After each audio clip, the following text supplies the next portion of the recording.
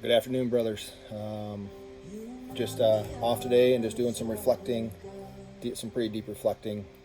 Just carrying through on our conversations from last night and from the other studies that we've done. First and foremost, just want to say, thank you, brothers, for all of your faithfulness and your commitment to leading me back to Scripture and deeper into Scripture. I love it. And Tony, thank you to you especially for this challenge of diving into John 15. So I dove into it pretty good, and out on a bike ride this morning and just getting some good time with God. And so just want to do my video message here that you asked for. So on John 15, the vine and the branches, what I took out of this was, God has his shears. He's going to work on us one way or the other with his shears. Either we're going to be, cut back and, taken care of because we're not doing God's work, like Judas was, or we can either produce fruit and God will prune us to produce more fruit. It's really that simple. So what are we looking to produce in our lives? With my job of being in the restaurant business, I've been a wine buyer for a couple decades. So going to wine countries and things like that and seeing how wine is made it's been a privilege I've had.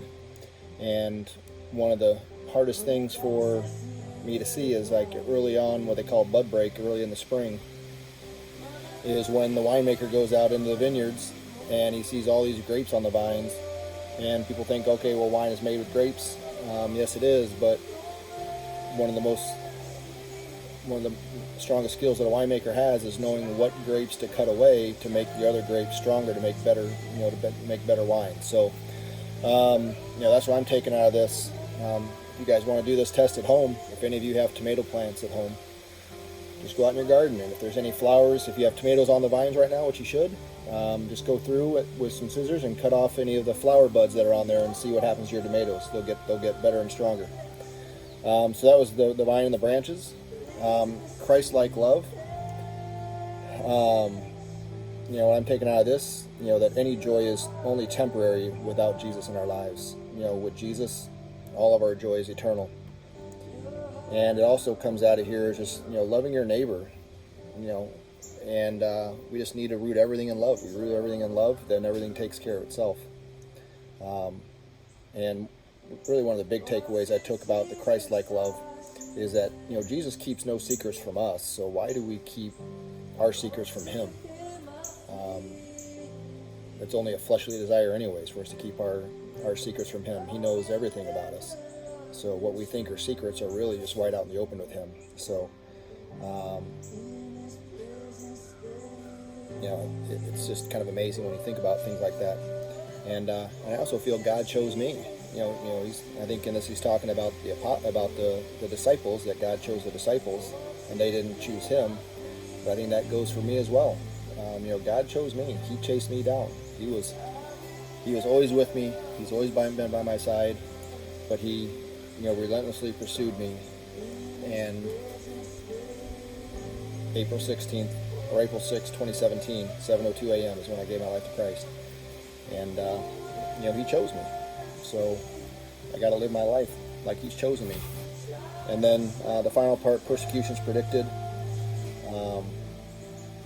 The part in here I love, if you were of the world would love you as its own. However, because you are not of the world, but I have chosen you out of it, the world hates you.